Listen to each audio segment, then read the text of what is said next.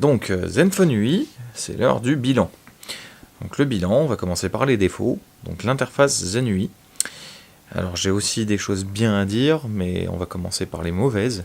Donc bon déjà les bugs, donc on a eu quelques bugs. Alors l'histoire de l'alarme par exemple, enfin de l'alarme du son tout simplement, la gestion des notifications du son, donc qui sont ici, ne pas déranger, qui m'a dérangé quand même alors qu'il n'aurait pas dû.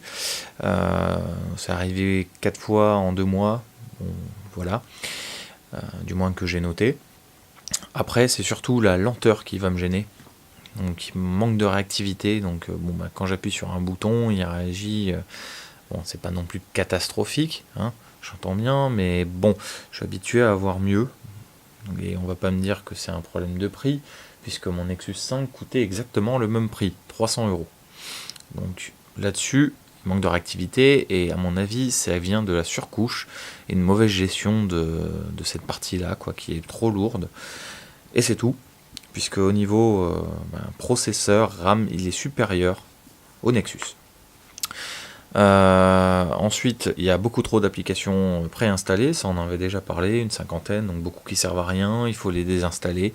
Donc c'est pas non plus catastrophique, on les désinstalle une fois, c'est bon, c'est réglé. Bon, une fois, à chaque fois qu'on réinstalle le téléphone, qu'on le réinitialise, bon, peu importe. Après, un point là par contre, qui est la luminosité, donc luminosité maximale, tout va bien, hop, mais la minimale, qui est ici, est encore trop forte. Donc ça c'est fréquent sur les téléphones, donc c'était le cas aussi du Nexus. Je suis pas tout seul, du coup la nuit ou le matin ça dérange quand j'allume mon téléphone, et oui.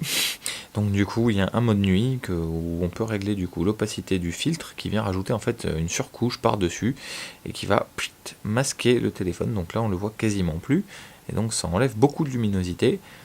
Ce qui est très pratique du coup quand on a quelqu'un à côté qui ne veut pas du tout avoir de lumière. Voilà. Donc on est revenu là-dessus. Dernier point négatif, c'est les mises à jour Android. Donc là on va aller voir, mais il me semble qu'on est sur Android 5.1 si je ne dis pas de bêtises, donc paramètres système. Donc c'est déjà pas mal, on est d'accord. Donc 5. Ah non, pas 5.1, on est en 5.02. Donc en fait on a deux versions de retard par rapport à un Nexus. Moi la version 6 me plaît énormément, elle est très bien sur beaucoup de points, elle est beaucoup plus optimisée justement, notamment pour la nuit. Comme ils ont essayé de faire avec leur interface, elle consomme quand même un peu plus de batterie que l'interface du Android 6 stock, donc de base, qui est plus optimisé du coup. Et bon, c'est dommage de ne pas l'avoir, mais bon, ils en ont parlé il y a déjà 2 mois, je crois, et pas de nouvelles, donc on ne sait pas quand ça va arriver, peut-être un jour, peut-être jamais. C'est le problème des constructeurs, mais bon, là-dessus, ils sont pas mieux que les autres. Moi, c'est ce qui me gêne, j'aime bien avoir la dernière mise à jour, bon, enfin, sauf quand il y a des bugs, c'est déjà arrivé, justement, il y a 1 an, avec le passage à Android 5, donc cette version justement qui avait pas mal de bugs. Bon, ils ont corrigé depuis, mais ça avait pris quelques semaines, voire quelques mois. Bon, c'est des choses qui arrivent, mais c'est arrivé une fois pour l'instant, donc j'ai rien à redire là-dessus. Enfin, on va arriver sur les qualités. Donc l'appareil photo, ça forcément, il s'appelle Selfie, c'est pas pour rien. Il a un bon appareil photo, que ce soit avant ou arrière, un double LED devant et derrière. Bon, l'autofocus laser, c'est bien, mais bon, il n'y a pas que ce téléphone qui le possède. Alors peut-être dans cette tranche de prix, oui, mais c'est pas le seul et l'unique. Donc rien à dire spécifique, mis à part que 12 mégapixels c'est purement marketing et commercial, parce que ça ne sert strictement à rien.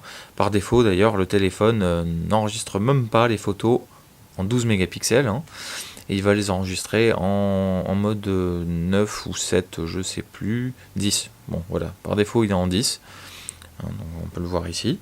Ça c'est le mode par défaut, d'ailleurs en 13 mégapixels il est en 4 tiers et pas en 16 neuvième, donc ça va dépendre de ce qu'on veut aussi. Et donc du coup forcément, qui dit une plus haute résolution, puisque le nombre de mégapixels dépend juste de la résolution et non pas la qualité, là, au final c'est exactement la même qualité, donc on s'en fout. Moi 5 mégapixels, 2500 pixels de large, ça suffit, mais largement. c'est déjà le double de ce que un écran d'ordinateur Full HD peut afficher. Ça suffit amplement, surtout pour du smartphone, puisque bon, je sais pas pour vous, mais je vais jamais aller faire tirer un poster avec ça. Mes photos smartphone, ça reste des photos loisirs. Ensuite, au niveau du son, donc là, le son, on l'avait déjà vu, c'est une bonne qualité de son. Donc avec son haut-parleur derrière qui prend toute la largeur, moi je trouve qu'il a une bonne qualité de son, du moins par rapport à mon Nexus. C'est peut-être pas le meilleur, mais ça reste très correct, et moi du moment que j'entends bien les conversations téléphoniques, déjà ça me va.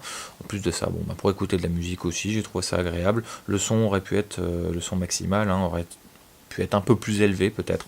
Voilà, c'est tout. Ensuite, l'interface Zenui, le double tap que j'utilise tout le temps justement, double tap, voilà. Donc à noter par contre quelque chose, c'est que s'il est à l'envers, là il a marché, mais habituellement il ne marche pas. Donc de temps en temps, je ne sais pas dans quel sens il est, puisqu'il a la même forme d'en haut, d'en bas. Il n'y a pas trop de repères justement. Donc dans le noir, on ne sait jamais dans quel sens on est.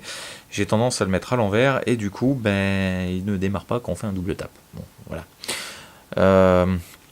Après les raccourcis aussi, dessin, le C, le S, tous ces raccourcis qui sont personnalisables, du coup, ça c'était bien pratique. Et il y a quelques autres raccourcis, le V et quelque chose comme ça, qui étaient sympathiques.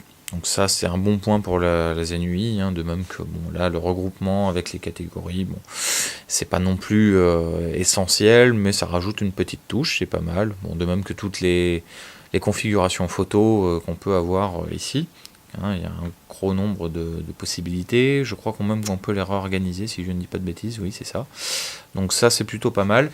Moi, le seul point que j'ai pu trouver du coup sur cet appareil photo, c'est qu'il n'a pas le mode photosphère que Google offre, qui nous permet donc de faire un 360 intégral. Donc pas que de gauche à droite, mais aussi de haut en bas.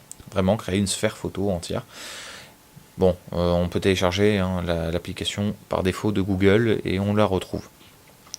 Ensuite l'écran, c'est un grand écran, hop, voilà, c'est un écran de 5,7 pouces, c'est une phablette, là-dessus il n'y a pas de souci, à part la luminosité qui peut être un peu trop élevée au plus bas, et peut-être pas assez élevée au plus haut, mais globalement il s'en sort plutôt pas mal, là-dessus il est pas mal. Enfin, la batterie est accessible, donc on l'avait vu, on peut le démonter, retirer la batterie, la changer, ça c'est bien. On a un port micro SD, ce qui n'est pas le cas de tous les téléphones. Si jamais on a une trop petite mémoire, mais 16 Go pour moi c'est amplement suffisant, donc pas d'utilité là-dessus. Et double SIM, pareil, pas d'utilité pour moi, mais ça peut être pratique pour quelqu'un qui a besoin d'avoir deux SIM, une pour le travail et une pour le côté personnel. Donc voilà. Maintenant, est-ce que je recommande ce téléphone ? Oui et non, ça va dépendre de l'utilité que vous en avez. Moi, par exemple, non. Non, je ne le recommande pas pour des utilisateurs comme moi, en termes de fluidité, donc qui viennent d'un téléphone plus haut de gamme, non. Alors après, pour 300 €, il est correct, oui, il n'y a pas de souci, il fait des bonnes photos, il est quand même assez rapide, donc quelqu'un qui viendra des téléphones bas de gamme ou voire moyen de gamme, il sera très content de ce téléphone, il n'y a rien à dire. Quelqu'un qui vient d'un téléphone haut de gamme pourra avoir quelques surprises dans les deux sens, positives et négatives.